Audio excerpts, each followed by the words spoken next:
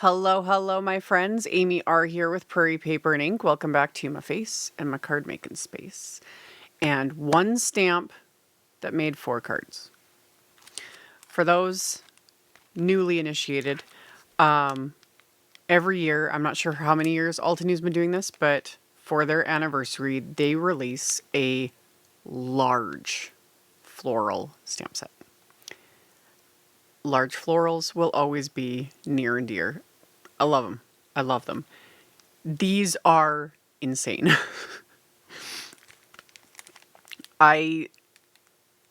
It's bigger than my head, y'all. It's enormous. This is the current one. This is the Sakura Blossoms 2026 anniversary set. There's a stamp set, great big stencil set, and an embossing folder. And you can do a whole bundle, you can get just the stamp set, etc. I'll have links down below. So, I stamped this one image and turned it into 4 cards, and then did stenciling and splatter and all the things. I will have links to everything I use down below. My links are affiliate links. That just means that if you click on one of my links and end up placing an order, I do get a little kickback from that at no extra cost to you. That is what helps, keeps lights on, pays the bills, enables me to keep bringing out content. And then I highly, highly, highly recommend checking out my blog post. I'll have that linked below as always. I am part of a blog hop for Altenew's anniversary. There are like a bunch of people participating, tons of inspiration, and a ton of giveaways. Like, there's a lot. There's a lot. All of it will be in the blog post, so head on over there. And then, yeah, I did a video showing how I made these because I was having fun and I wanted to share it all with you. So, that's enough for the chatter. Let's get into making the cards. So yeah, this is a absolutely ginormous stamp set. It is 8.5 by 11. And the large floral image, this entire like Sakura Blossoms branch will, as you're going to see here, this piece of cardstock is 8.5 by 11. And to use it in my Stampwheel 2.0, I did a little bit of jury rigging here. So I don't even put that one side on, you guys see. I keep that off all the time because I'm always like stamping the insides of my cards, etc. But I took the side off. I moved my mats from inside the stamp wheel to just my work surface, just to kind of level everything out. And then I just put my big Altenew grip mat in there. It just mostly fit. So I could have this entire piece of cardstock. And then this stamp. That's how big it is. Now, if you have like the Memory Misty stamp platform, that big one, which I do have, y'all, I didn't even think about using it for this. I haven't used that thing in forever, and I couldn't find it. I found it after I finished this video. Anyway, this will fit in that because it has a 12 by 12 like work surface, but this worked. So another thing people have asked me about with some of these huge Altenew stamps is like if you don't have the stamp wheel. With the other ones, I don't think it would work with this specific one. I've told people to use it on the lid of their Misty, like on the outside, and stamp it backwards. Like put a cushion on the other side and use the outside because it's hinged.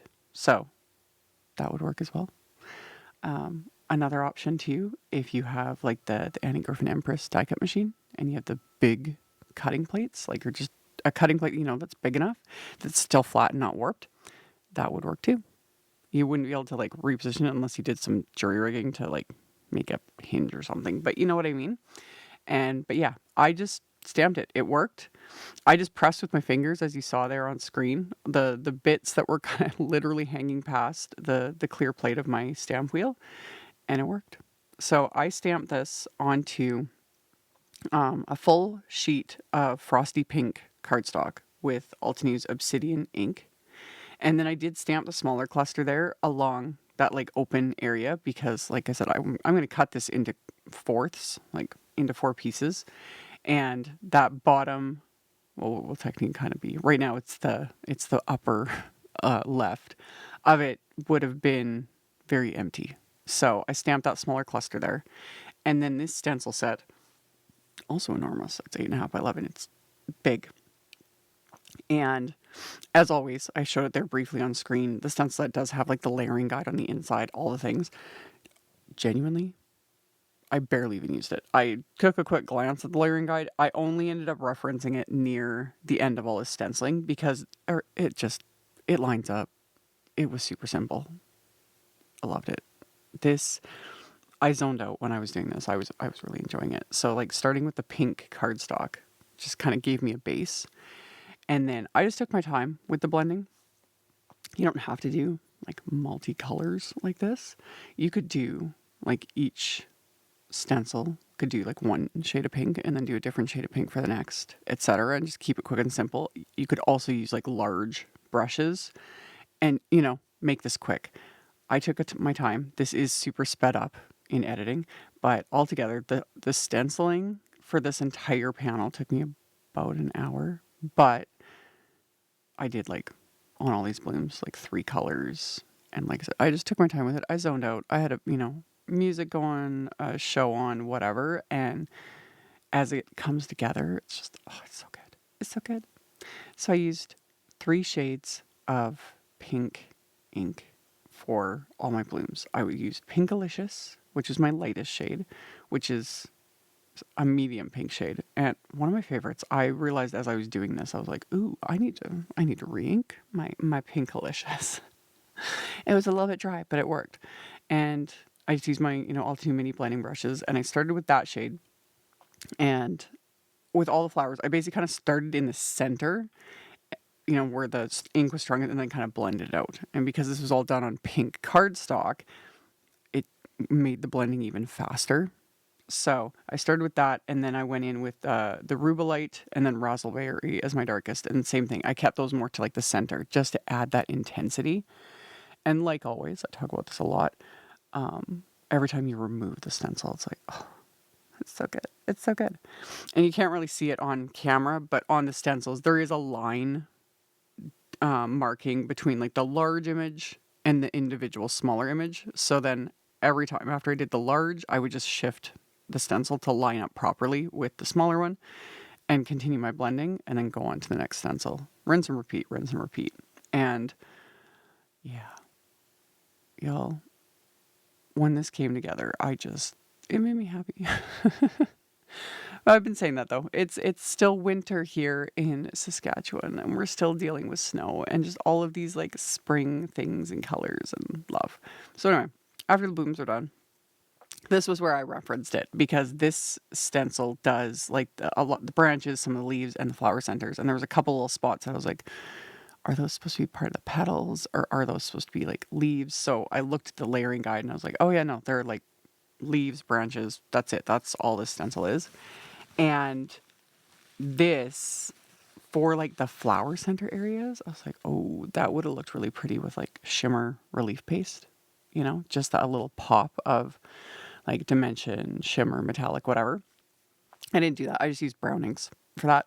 But yeah, the idea was there. And I was like, ooh, you could just avoid the other parts of the stencil and, just scrape over a bit of like paste over just the flower centers. And that would look really pretty. That would look really pretty. Anywho, I used Rocky Shore and Mocha for my browns. And then for the greens, I used Firefly and Shadow Creek. You always got to remember when doing something like this over color cardstock that the cardstock is obviously going to change the dye inks, like the colors of them that you're using. So using a pink cardstock, it can make the greens look a little wonky depending on the shade of pink. Because this is such a light pink cardstock, I wasn't too worried. But I also went with a little bit more intense greens because I didn't want them to look, brownish or whatever. But again, it's something to keep in mind. And if you're not sure, this is another time where I say take a scrap of the cardstock you plan to use, add whatever ink you were thinking of using, let it dry, see what you think about it. So this is how it turned out, y'all. Oh, it's so good. And it's so big. It's so big. So I cut it in half again. I'm going to have 4 panels and I trim them down. After I cut them all in half, they're right now A2 size, so 4 1/4 by 5 1/2.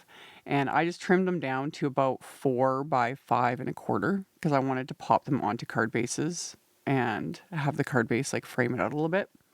So I just trimmed off all of those edges, and then I had cleaned off that Grow Big stamp, and I took just the smaller one, and I'm going to stamp that onto the insides of my card bases. Oh, before I get to that, this is another thing I did.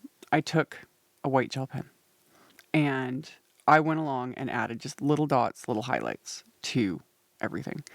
And no rhyme or reason, no like color, like no light source, anything like that. I was just adding that, and it makes a big difference. In a minute, I'll compare the panels for you guys. It just makes everything like pop. It just adds that detail. And this also is kind of a side note. My gel pen was just having a moment. We were vibing. It was so good. It was like gliding, like, you know, sometimes it just depends on the surface. What I'm applying like gel pen over. Sometimes it's the surface can cause it to be finicky. Different like pigment inks, trying to apply gel pen over it, things like that will make it just not work as well. It's the easiest way to describe it. But over top of like just this, you know, fresh dye ink blending, smooth cardstock, etc., the gel pen was just gliding. This is my favorite gel pen. It's the Jelly Roll 10 gel pen, but y'all, the process was wonderful, because sometimes because of the surface, I'm fighting with a bit, but when it's like a smooth surface, it works good. The other thing to remember about gel pens is you need to use them like consistently. It doesn't have to be like all the time, but you need to use them consistently, because if they sit for long periods of time, so, you know, weeks to months, the ink kind of dries up a bit in the ballpoint, and it can be annoying. So you just need to warm it up a bit, scribble it on your hand, things like that, to like get it flowing properly again. But if you use it consistently, it will generally work quite well. And like I said, that one is my favorite. I'll have a link to it in the supplies. But anyway, insides my cards, top folding A2 white note cards. And see, like I said, I don't even put that one side in my stamp wheel. I keep it off all the time because it's convenient. So I stamp the insides with that smaller cluster, which is still quite big. It's just small in comparison to that ginormous stamp. And that I stamped on the inside with the Frosty pink ink. So it was very light on camera, but in real life, like, it's still light, but you can see it. So I'd stamped it on the inside. I popped all the panels onto the card bases with some Instant Dimension foam tape. I taped all my cards closed, which is a bit of washi tape, just to hold them closed. And then for splatter, I'm using my Altenew metallic watercolors. I had placed water in that copper color while I was stamping the insides of the cards, so it had time to like soak in, and then it works up, because metallics need some time. You either need to like add water, let it soak in, or you need to work it up with the brush. It's just the nature of metallic watercolors. So I let it soak in, worked it up with a brush, and then used my fan brush and splattered all this copper watercolor and let that dry, clean off my brush, and then I'm going to add some white splatter with my white gouache. Just put that on a palette, added some water, had to add a little bit more water, mixed it up really well, and then splattered that on the backgrounds. And then, because I'm me, I also splattered black. So just gives it that extra texture that I love. So let that dry, and then added a bit of black gouache to my palette, added some water, mix that up with my fan brush, and then added black splatter to all of these cards, getting it all done at once. And then while those were drying, I die cut my sentiments, and I used the Scripted Sentiments die set, and I had die cut the words from Altenew's brushed copper cardstock. I had purchased this stuff like years ago, and it's lovely. It's lovely. As is like all their brushed metallics. There's brush gold, brush silver. I can't remember if there's a rose gold. I forget now.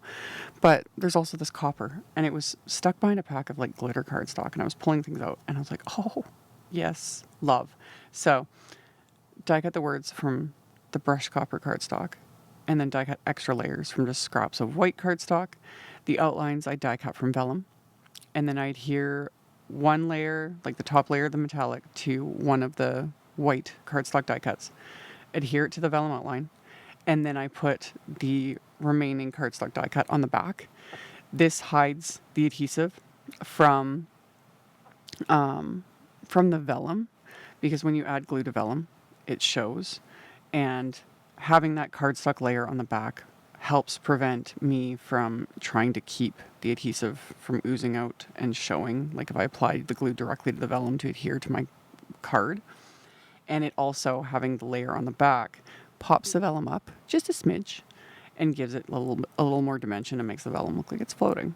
So I just go through, adhere all those layers together, let all that splatter dry, and then I wasn't filming.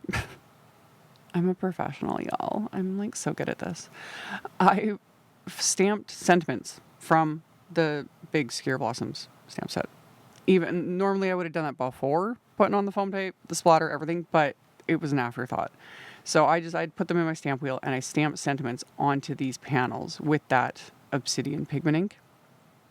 And then I adhered my die cut sentiments. So adhered those, and then on the insides I also stamped sentiments, which I'll show here at the end.